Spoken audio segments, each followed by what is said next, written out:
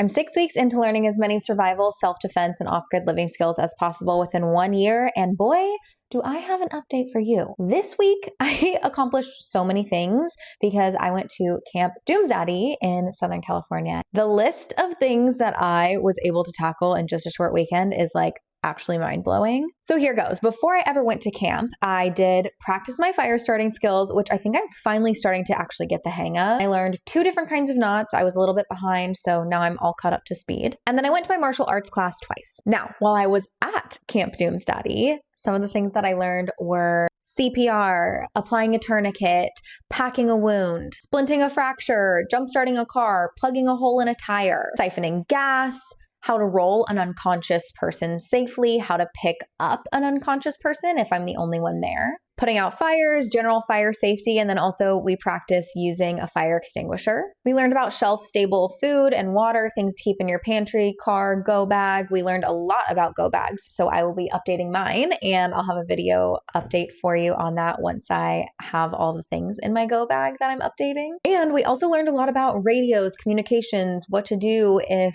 the grid goes down, which is particularly applicable because I live in Texas. We have a winter storm coming and the power grid is probably going to go down. So I'm going to share a little bit more this week on how we are preparing for this storm, both if the grid does or does not go down, but how we're going to be prepared just in case. And then my one little bonus thing that I learned at Camp Doomsdaddy was I finally learned how to use a handsaw to cut some wood.